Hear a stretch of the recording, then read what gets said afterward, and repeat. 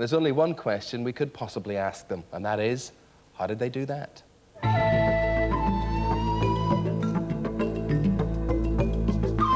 Over the last few years, we've almost got used to being thrilled by beautiful images of wild animals, often sharing the most intimate secrets of their daily lives.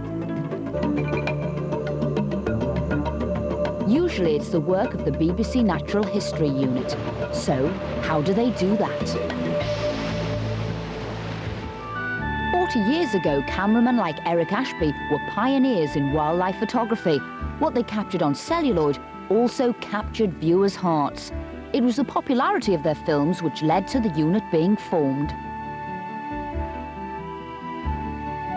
And in those days, a young filmmaker called Attenborough was learning his craft with some very primitive equipment. The first camera I used to film wildlife was run by Clockwork. It only took 100 foot, that's 2 minutes 40. The film was so insensitive that it was impossible to film in a rainforest. There wasn't enough light. People occasionally say, oh, what a pity we didn't see those wonderful films. You haven't got those wonderful films now. I'm deeply relieved we haven't got those wonderful films now, because they were pretty awful films. Nowadays, there's no creature they can't track, no place they can't explore. That's thanks not only to staggering technical advances, but also to the dedication of cameramen like Simon King. He started when he was 10. In the early days, it was quite acceptable and normal to spend a considerable amount of time watching an animal doing very little. The vast majority of the viewing audience wants a little bit more. And they certainly give us more. But how do they get scenes like this that takes us right into the heart of animal family life?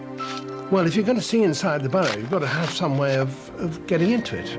You cut away the earth and the animal has its run, so it goes past it, perhaps behind a piece of glass, and then you keep that in the dark, and then you film it just when the animal comes through.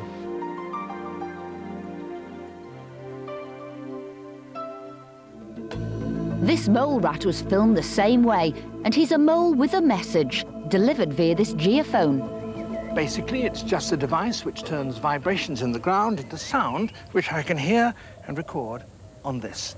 And with it, maybe I can have an underground conversation. And there's a reply. I'm talking to a mole rat. And how about this superb shot of a kingfisher diving for his supper? How did they do this? To film a kingfisher hunting from underwater, you have to predict precisely where it's going to catch fish. And the only way to do that is to provide it with an ideal hunting site. And this is it. It's a specially made tank with a little window under which a high-speed camera can be placed. Simply pour water into the tank and add fish.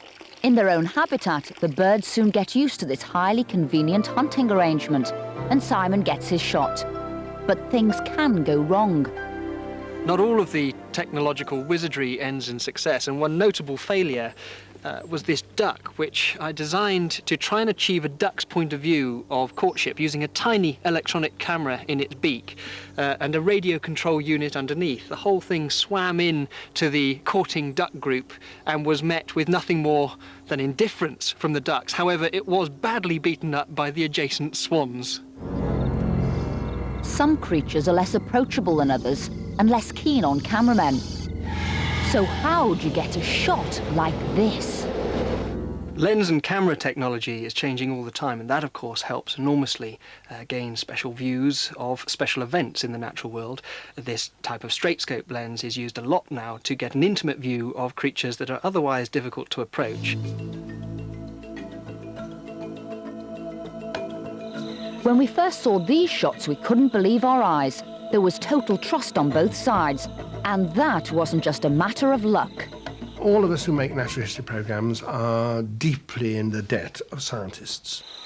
And in many instances, scientists will have been studying animals for a long time, and to that extent, the animals have become habituated to the presence of human beings. The exciting thing about wildlife photography is the fact that you never really know what you'll meet next. The jungle still holds plenty of mysteries. Animal species are being discovered almost daily in tropical rainforests. One of the reasons we have to care for the planet is so that we just simply don't wipe it out before we discover it's there. Meet some new discoveries, the bonobos, a family of apes seen here at home in the jungles of Zaire. It took the film crew 4 days to reach them. Then the team lived rough for 70 days to make their film. There were some magic moments. When one ape got bitten in a scrap, a friend was on hand to help soothe away the pain.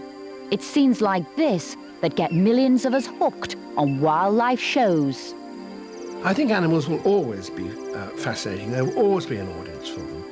Because to start with, you don't know what they are, and you want to discover what they are. But even when you know what they are, you suddenly discover them doing something, achieving something, and you have to say, how do they do that? Well, one thing's for certain, wherever there are still mysteries to uncover, the Natural History Unit will be there to bring us the glories and the wonders of the animal world.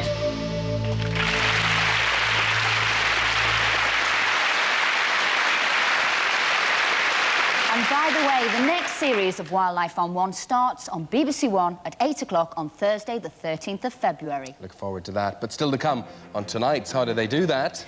Tracks in the Snow, how this Sherlock of the Slopes solved the case of the midnight sleigh ride. 500 years old, 500 feet high, the staggering secrets of the medieval master builders. Behind the scenes of the John Cleese movie, They're Fierce Creatures. In front of the cameras, the Pussycats. All that and the magic of flamenco with Paco Peña.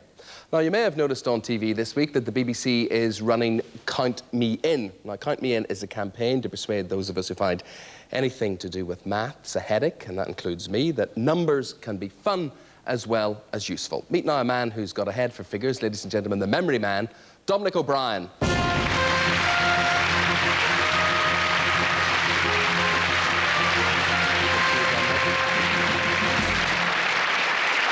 Hopefully you can count me in. You can count a lot of people watching in tonight. So many children tonight doing their homework. So many parents doing it with them. So many teachers must be saying, mathematics, how can we make it easier? Do you know, 20% of the UK population have some sort of problem with basic numeracy. But maths isn't difficult. It's all about finding patterns, looking for shortcuts, and picking up the odd trick along the way. Now, talking of tricks, Eamon, what's your times table like? Oh, it's so long since I've done them. But basically, okay. Times tables. It depends. Which ones? Let me show you a little trick. Right. For your 9 times table. 9 times. Oh, that's a big You can one. do this on your fingers. If you hold out your hands like this. Right. Let's say 9 times 3. Right. Okay, you count from the left. 1, 2, 3. 1, 2, 3. Yeah. Drop that finger down. Right. How many fingers have you got to the left? To the left of that. This is more difficult than the table. So hold on a minute. There's the fingers drop down. Yeah. So 2 fingers showing to the left of Well, that. and to the right? To the right of that, 1, 2, and 5, 7. Yeah. 7. So 9 threes are 27. 7. Well done. 2, 7. 2 and 7. Yeah. Right. Let's try it with 6. 9 times 6. Oh, right. Count from the left. 9 times 6. 1, 1, 2, 3, 4, 5. Drop the 6th finger down. Drop the 6th. How many fingers you got to the left? Right, wait a minute. That's 5 to the left. And to the right. 4 to the right. You can do your 9 times table. 9, 6 to 54. By 4. Very good. Very, very good. Yeah, but it isn't just school. I mean, that's school and that's basic arithmetic, but then it follows you into adult life, doesn't it? I mean, take VAT. I mean, how many people can work out VAT? I mean, VAT is, well, it's not 5%, 10%, it is 17.5%. I mean, you couldn't create a more difficult figure, could There's you? nothing mysterious about 17.5%. Let me show you. You can do this in your head. Let's say you go window shopping and you see a nice big colour TV, and this is the sort of thing you see, £440, OK, plus 17.5% VAT. Yeah. Now, if you look at it this way, 17.5% is made up of 10%, 5%, and 2.5%. Agreed? OK, yes, 17.5, OK, right. now you can do it in your head. No, can't. What's 10% of 440? 44. That's easy, isn't it? Now, all you have to do is halve it, as we've done here. 22. Yep. And halve it again. 11. OK, what does that come to? 77. Yeah, well done. Is that right? Is that right? It is right, isn't it? It's a simple Well done. addition. Simple addition. Now, the funny thing is, people say to me that they're no good at maths, and these are the sort of people you meet down at the racetrack. But all of a sudden, they become mathematicians. They can work out odds, They can work out fractions. If they see a horse at 11 to 2, they know they've got to put on £2 to win 11. That's true. And similarly, down the pub, all the mathematicians start gathering around the dartboard. They can do multiplication, subtractions, addition at lightning speed. Why? Because they have something that they can relate numbers to. Well, as Dominic pointed out, they're one of the best examples of a sport where the figures are huge, both the players and the game is darts. So it's over to the Oche to see the way to do it with the dazzling Mr. Bobby George.